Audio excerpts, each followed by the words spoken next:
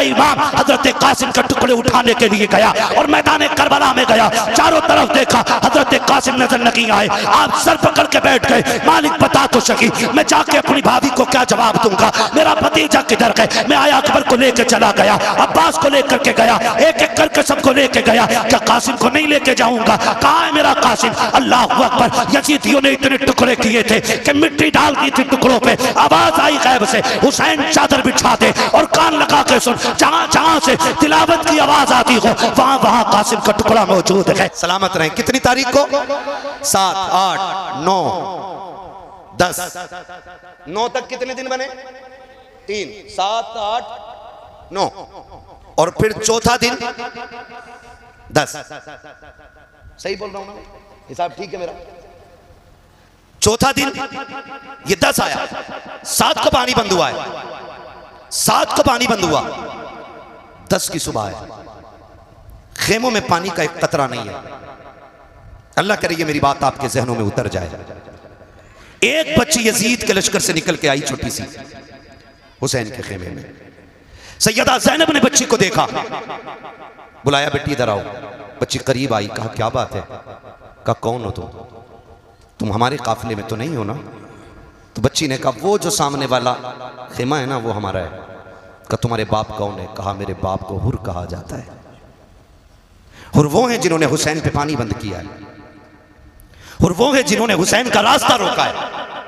उनकी बच्ची 10 की सुबह में आ जा रही है। सैयदा ज़ैनब ने बुलाया, बुला करके कहा बेटी तब तो हमारी मेहमान बन गई हो। हमारे खानदान का उसूल ये है कि हमारे घर पे जो मेहमान आया करते हैं वो कभी खाली नहीं लुटाए जाते हैं। ए बेटी आज मजबूरी है, हमारे घर पे पानी का एक कतरा भी नहीं है। अगर होता तो तुझे पिला दिया जाता, अगर रोटी होती, एक लुकमा भी होता, बेटी पहले तुझे दिया जाता। लेकिन आज अफसोस ये है कि हमारे खेमों में न पानी है न रोटी है, जिससे तेरी मेहमान नवाजी की जाए। कहते हैं बेटी कभी वक्त मिल जाए तो मदीने आ जाना, वहां हम तेरी मेहमान नवाजी करके दिखा देंगे। अल्लाह अकबर। इतने में हुसैन की सकीना सामने से गुजरी है, आपके कानों में 2-2 बालियां थी। सैयदा ज़ैनब ने इशारा करके कहा था, ज़ैनब सकीना जरा इधर तो आओ। कहा क्या बात है फूफी? कहा बेटी हमारे घर पे मेहमान बन के आई है, हमारे घर पे आज देने के लिए कुछ नहीं है, अगर तेरी इजाजत हो तेरे कान की एक बाली से निकाल के दे दो। अल्लाह अकबर। अली का घर भी क्या घर है कि उस घर का हर एक बच्चा जिसे देखो वही शेरे खुदा मालूम होता है। हजरत सकीना ने कहा था फूफी जी निकाल लीजिए। कहा बेटी तेरे कान का जेवर है, क्या तू इजाजत देती है?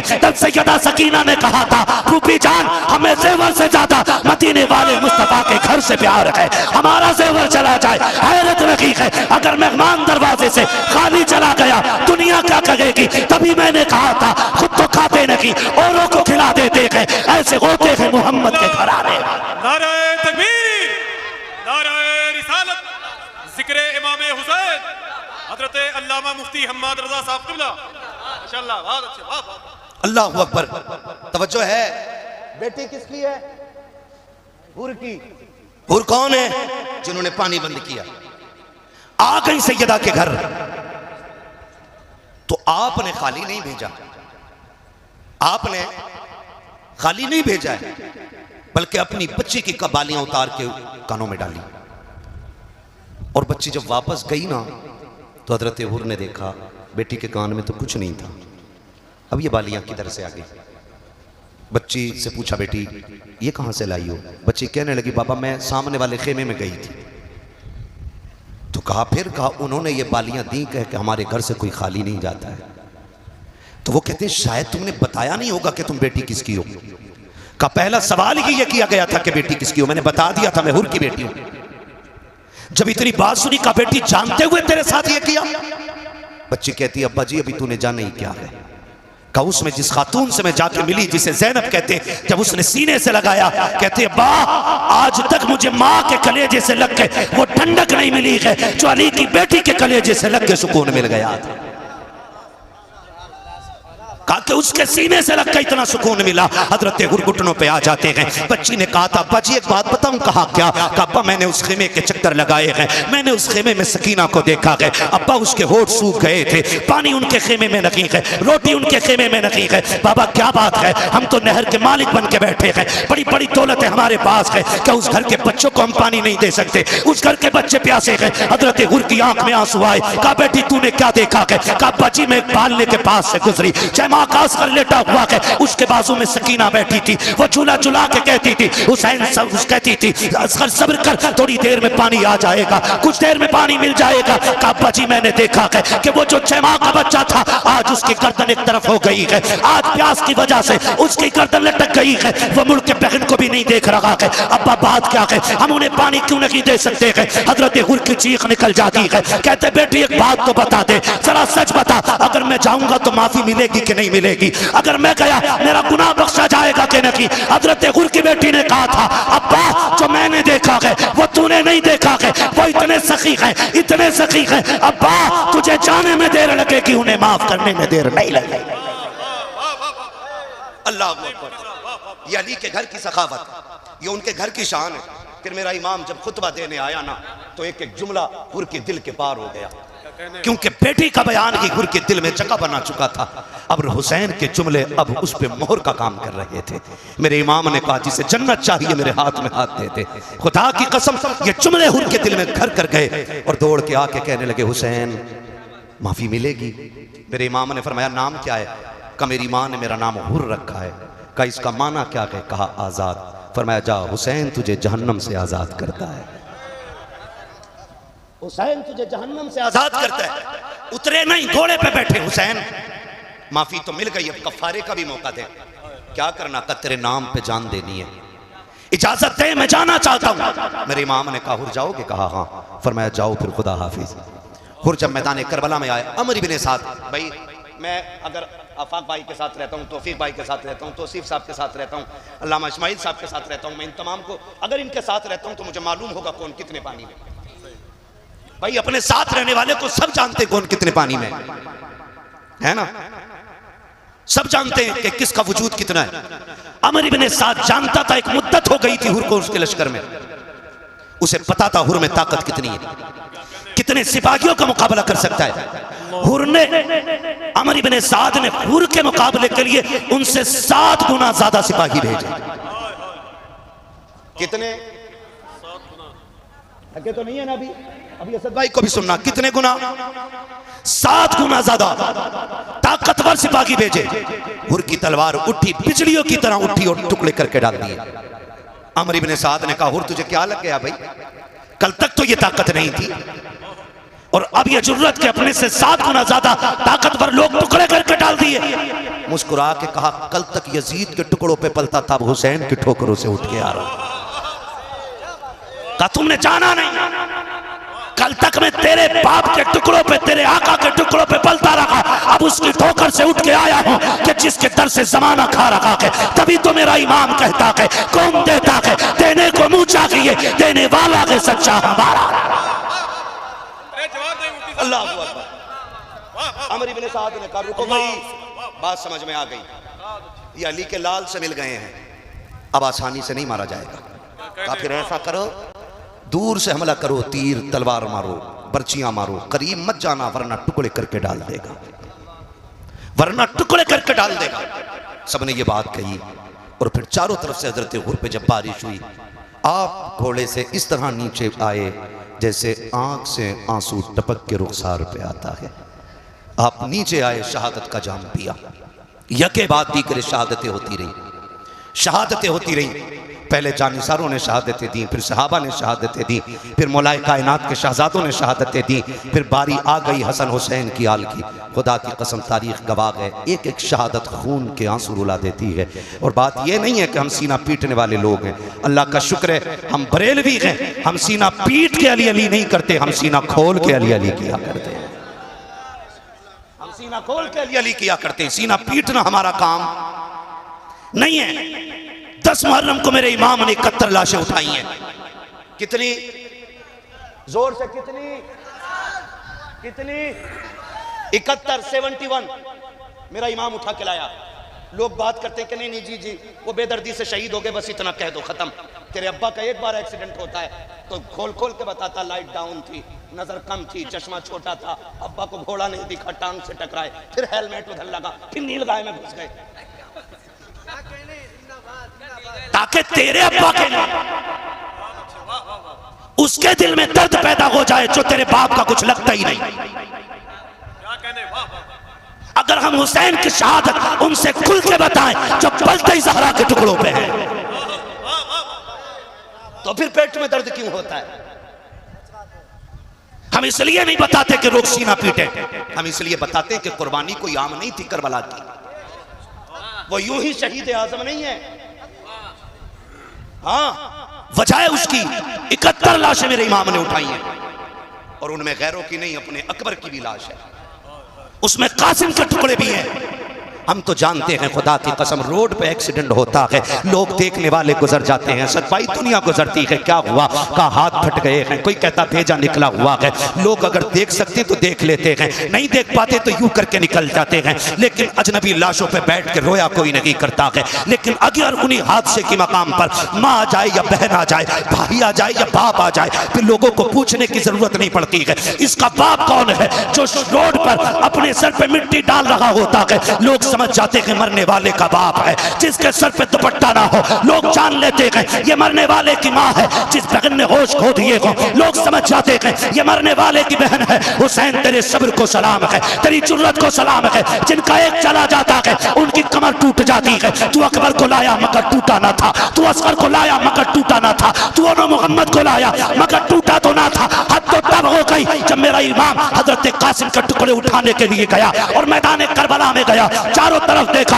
हजरत कासिम नजर नहीं आए। आप सर पकड़ के बैठ गए, मालिक बता तो सकी मैं जाके अपनी भाभी को क्या जवाब दूंगा, मेरा भतीजा किधर है। मैं आया अकबर को लेकर चला गया, अब्बास को लेकर के गया, एक एक करके सबको लेके गया। क्या कासिम को नहीं लेके जाऊंगा? कहाँ है मेरा कासिम? अल्लाह अकबर। यजीदियों ने इतने टुकड़े किए थे कि मिट्टी डाल दी थी टुकड़ों पे। आवाज आई गैब से, हुसैन चादर बिछा दे और कान लगा के सुन। जहां जहां से तिलावत की आवाज आती हो वहां वहां कासिम का टुकड़ा मौजूद है। मेरे इमाम ने वो चादर बिछाई है जो कंधे पे नाना मुस्तफा की रखी थी, जमीन पे लाके रखी, कान लगाया है। कहीं से सूरह रहमान की तिलावत की आवाज आ रही है, कहीं से सूरह यासीन की आवाज आ रही है। हाथ मिट्टी में डाल रखे हैं, कहीं से बाजू हाथ आ रहा है, कहीं से पैर हाथ आ रहा है, कहीं से सर हाथ आ रहा है। गठरी को उठाया है, कमर पे रखा है मेरे इमाम ने। और जब खेमे में लेकर के आए हैं, हर लाश को उसके खेमे पे इमाम ने पहुंचाया था। लेकिन जब कासिम को लेकर के आए हैं, उनके खेमे में लेकर के नहीं गए, बल्कि उनकी लाश को लेकर के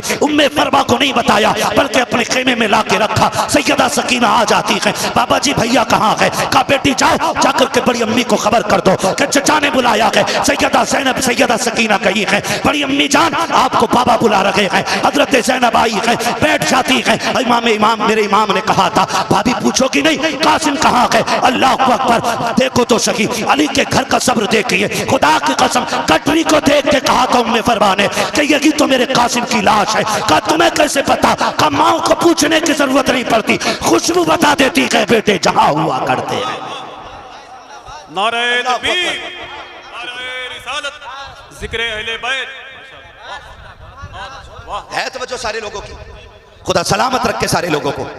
जब गठरी कुली सबसे ऊपर सर रखा था, हजरत उम्मे फरमा ने ना बाल नहीं नोचे थे, गरिबान चाक नहीं किया था, बल्कि वो सर जो गठरी में सबसे ऊपर रखा हुआ था उसको चूमा और फिर सजदे में गिर के कहती मालिक तेरा शुक्र है तूने उम्मे फरमा की कुर्बानी कबूल फरमा ली है। ये जुर्रत ये सुजात उनके घर की है। 71 लाशें मेरे इमाम ने उठाई हैं। आज तो मुझे हैरत होती है यार, 10 मुहर्रम के नाम पे क्या क्या ना हुआ, कौन कौन से तमाशे और कौन कौन से मेले नहीं हुए, जिनको पर्दे का वकार देने के लिए नबी की बेटी ने मुख्तसर सी जिंदगी में मुकम्मल किताब दे दी। आज उन्हीं की बेटों की कुर्बानी के दिन में हमारी बेटियां बेपर्दा हो गई। मैं पूछना चाहता हूं एक एक नौजवान से, मुझे इससे मतलब नहीं है कि आप ताजिया किस तरह बना रहे, मगर मैं इतना कहूंगा आज हमारे ताजिए रोज़े हुसैन का नक्शा कम और मंदिर ज्यादा होते। हाँ, उनमें टोटल मंदिर का नक्शा होता है, वरना जिस तरह जो नक्शा बनना था किसने बनाया बताओ? कितने लोग बना रहे? और फिर हद हो गई यार, हद हो गई। जो साल भर बेटी घर से नहीं निकली वो ताजिए में धागे बांधने निकल गई, और हम इसे दीन कह रहे हैं। मुझे बताओ, अगर रोज़े हुसैन का नक्शा ही क्यों ना हो, बताओ रोज़े हुसैन का नक्शा ज्यादा है या हुसैन ज्यादा है? बोलो। बोलो तो सही, नक्शा ज्यादा है कि हुसैन? और जोर से, इतनी जोर से बोलो कि गाफिलों के कानों के पर्दे फट जाएं और उन्हें पता चल जाए कि दीन क्या है। बताओ, रोज़े का नक्शा ज्यादा है कि हुसैन ज्यादा है? उलमा गवाह रहना, मेरी कौम साफ कह रही है कि नक्शे से ज्यादा वकार मेरे हुसैन का है। क्लियर है ना? कोई शक? बड़े बड़े उलमा बैठे हुए हैं, ये सब मेरे सर के ताज है। पूरी जिम्मेदारी के साथ कह रहा हूं, 1 लाख नक्शे उनके रोजे के बना लो, मैं एक बाल हुसैन के सर का लेके आ जाऊंगा। 1 लाख नक्शे मिलकर के भी हुसैन के इकबाल की बराबरी नहीं कर सकते। फिर वो ताज़िए जिन्होंने इस्लाम का नक्शा ही बदल डाला। मैं उन बेवकूफ कायदीन की बात नहीं कर रहा हूं जो पढ़ते कुछ हो रहे हैं और समझते कुछ हो रहे हैं और फिर गुमराही के लिए भी फतावे रज़विया का हवाला देते हैं।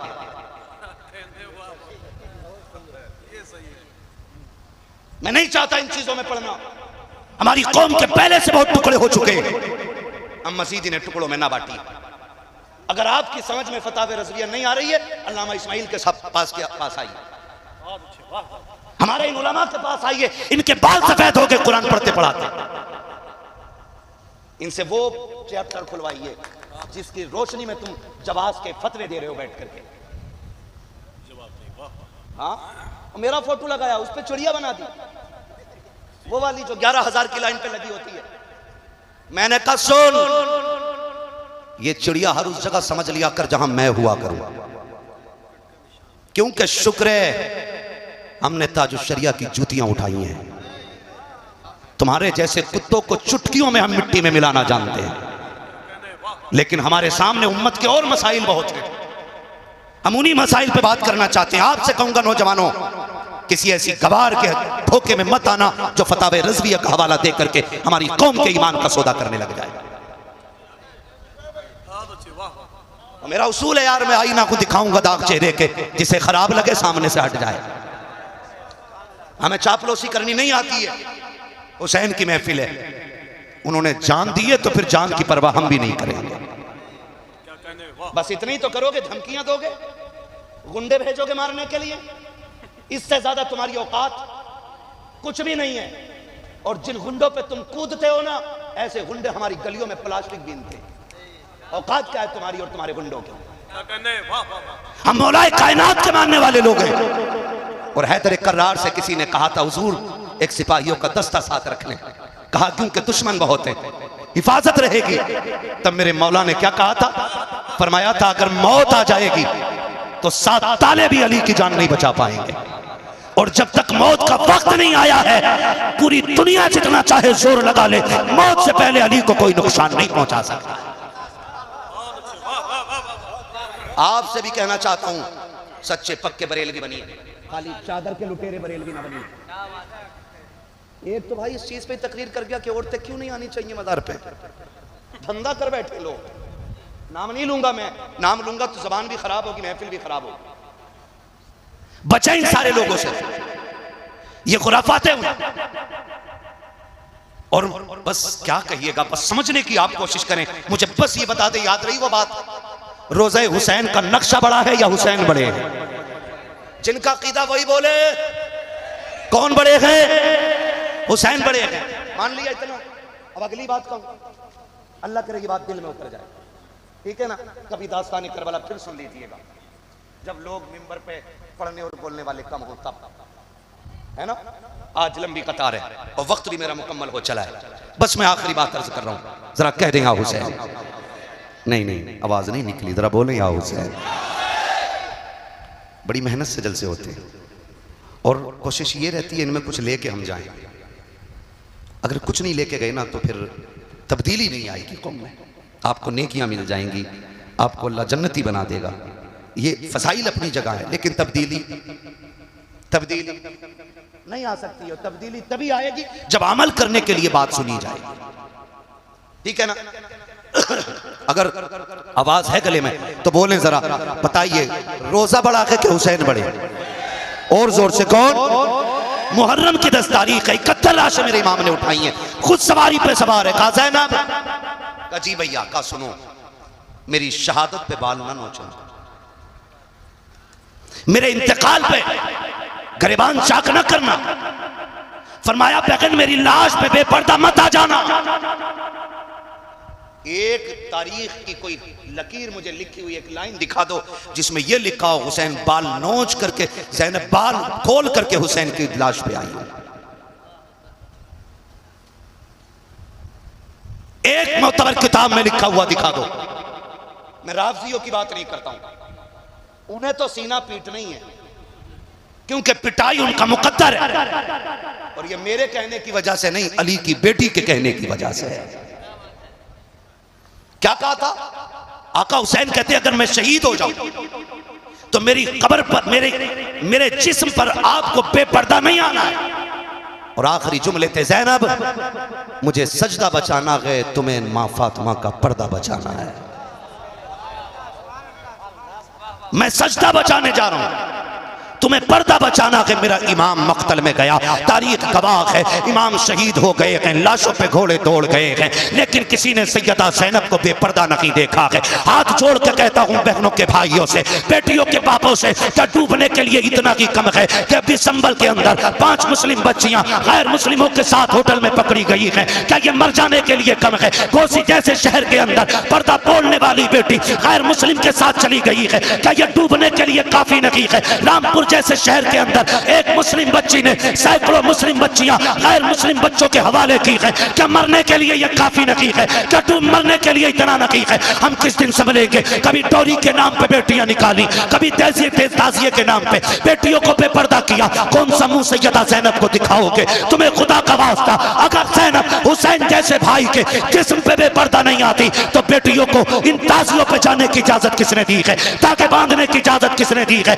सुनो, तुम्हें ज़ैनब का वास्ता है, तुम्हें फातिमा का वास्ता है, जाके बेटियों से कहते ना, ए बेटी हुसैन वाली वो नहीं होती है जो ताजियों पे धागे बांधती है, हुसैन वाली वो होती है जो सरों पे दुपट्टे बांधा करती है।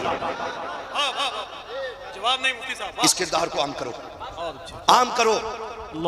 तुम्हारे यहाँ की औरतें मस्जिद में नमाज पढ़ती हैं? कहने एक टाइम की भी नहीं जाती?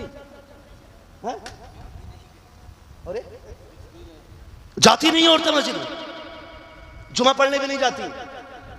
सही बताओ, जाती है जुमे में? अरे अच्छा, अलविदा जुमे को उसमें भी नहीं? फिर ईद तो जाती होंगी ना? बोले हाँ, डर क्यों रहे? जाती हैं ईद की नमाज पढ़ने? बोले जोर से। इधर वाले भी मेरे भाई बोलते, बड़ी बड़ी दूर से एक भाई आया है, खुदा आपकी मोहब्बतों को कबूल फरमाए और ज़हरा के लालों का सदका अता करे। मुझे पता बड़ी बड़ी दूर से नौजवान आए हैं और इनको मैंने नहीं बुलाया है, जिनकी महफिल है उन्होंने बैठा रखा है। मेरी औकात क्या है मैं किसी को बुला सकूं? ये तेरा कर्म है आका के बुला लिया है अपना, कहां मुझसे ये कमीना, कहां सिलसिला तुम्हारा? जाती है नमाज पढ़ने मस्जिद में? अरे बोलो भाई, नहीं बोलोगे ऐसे ही बोलता रहूंगा भाई, फिर असद भाई फजर बाद पढ़ेंगे। क्या राय है ना? तवज्जो है सारे लोगों की? जाती है जुमा पढ़ने, ईद पढ़ने? क्यों क्यों नहीं जाती? क्यों नहीं जाती है भाई? क्योंकि इस्लाम ने इजाजत ही नहीं दी। क्यों इजाजत नहीं दी? ताकि इनकी इज्जतें महफूज रह सके। जबकि मस्जिद में कोई नापाक नहीं आता मुफ्ती साहब, सारे ही पाक आते, सारे ही अल्लाह की इबादत करने के लिए आते, लेकिन शरीयत ने बेटे की इज्जत का इतना लिहाज किया। सिर्फ ज़ोहर असर नहीं है, मगरिब भी है और अंधेरी वाली इशा भी है, फिर उठने के बाद की फजर भी, का इतनी नमाज अंधेरे की भी।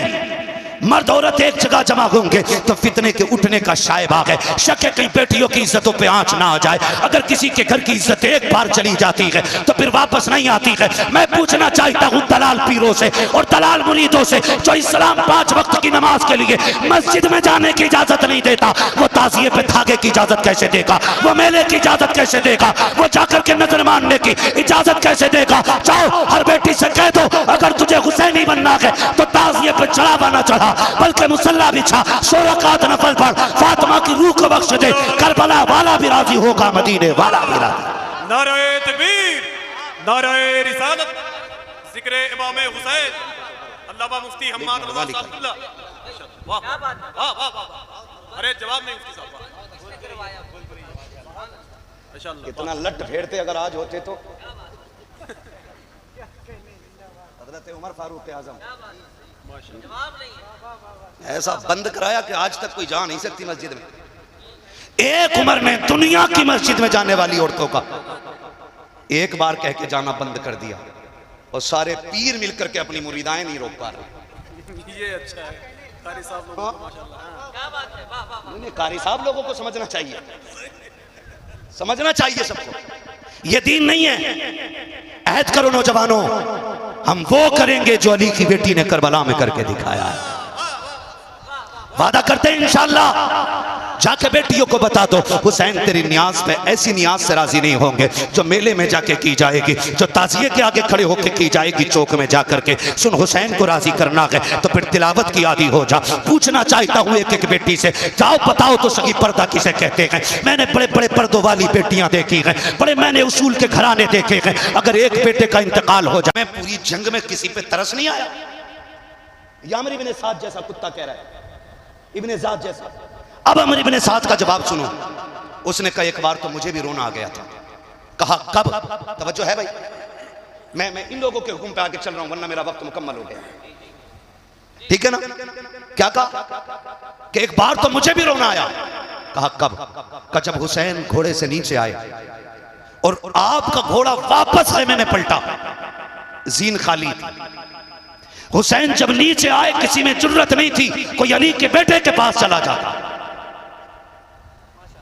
उसने कहा मैंने 42 फौजियों को भेजा था, सर काट के लाओ। कहा जब अली के बेटे ने यूं सर घुमाया तो सारे तलवार छोड़ के आ गए थे। कहता उसी बीच में जब घोड़ा पलटा और घोड़े की सीन हुसैन की सकीना ने खाली देखी, कहा उसने खेमे से निकल के मक्तल की तरफ देखा, हुसैन कायदे में बैठे थे करबला के मैदान में। कहा तब हुसैन की सकीना दौड़ के आई। कहता पैदा करने वाले की कसम, पर्दा बहुत अहम था हुसैन के घर का कि वो 7 साल की सकीना भी इस तरह आ रही थी कि मैंने उसके चेहरे की एक झलक भी नहीं देखी थी। ये वो कह रहा है अमर इब्ने साद, ये कह रहा है मैंने एक झलक उसके चेहरे की नहीं देखी। का 7 साल की बेटी का पर्दा ऐसा था। का सुन रोना कब आया? का जब बेटी आई हुसैन की गोद में बैठी और बाप के चेहरे का लहू साफ करने लगी। मेरे इमाम बेटी से प्यार कर रहे हैं, बेटी बाप से प्यार कर रही है। का मैं सामने खड़ा था तो हुसैन ने एक दहाड़ मारी और एक मर्दाना आवाज में कहा था कुत्तो अपनी नजरें फेर लो, मैं अपनी पर्दे वाली बेटी से मुलाकात कर रहा। जाओ जाकर के उन मुल्लों को, उन पीरों को जाकर दिखाओ जो ढोल के लिए मर गए और ढोल जिनके लिए मर रहा है। हाँ, मुझे टेंशन नहीं है, पाए मुरा लंग ने इस मुल्क के खुदा तंग ने। कहा के नजरें फेरो, मैं अपनी पर्दे वाली बेटी से मुलाकात कर रहा हूं। का उसके बाद हमने नजरें तो फेर ली, लेकिन क्या बताएं हम फिर भी घुड़की मार के देखते रहे। का मैंने गौर से देखा, उसके बाद हुसैन ने कहा था ज़ैनब सकीना को संभालो। का इतना कहा, फिर अली की बेटी जब आई है मैदान करबला में, का मैंने देखा सर से लेके पैर तक पर्दा की पर्दा था, मैंने उसको बेपर्दा नहीं देखा। का रोना तब आया जब ज़ैनब सकीना को लेके जा रही थी और सकीना ने बाप के गले में यूं मजबूती से हाथ डाल रखे थे। का एक हाथ छुटाते थे, दूसरा डाल लेती थी, उसको छुटाते थे, ये हाथ डाल लेती थी। अल्लाह अकबर। का रोना उस वक्त आ गया जब हुसैन बेटी को अलविदा कह रहे थे। उस वक्त मैं भी रो दिया था जब सकीना बाप को चूम के जा रही थी। का गैरत ये है अली के घर वालों पे ये कट तो गए, लेकिन खुदा की कसम आखिरी लम्हों तक इन्होंने रब का कुरान पढ़ना नहीं छोड़ा था। अल्लाह अकबर। लोग बात करते हैं यार, कहते हैं हुसैन ने नेज़े पे सर पढ़ा, नेज़े पे कुरान पढ़ा, हुसैन ने नेज़े पे कुरान पढ़ा। मैंने कहा क्या कमाल है, क्या सिर्फ हुसैन का कमाल है? खुदा की कसम जब माँ फातिमा होती है ना तो फिर बेटे नेज़ों पे चढ़ के कुरान सुनाया करते।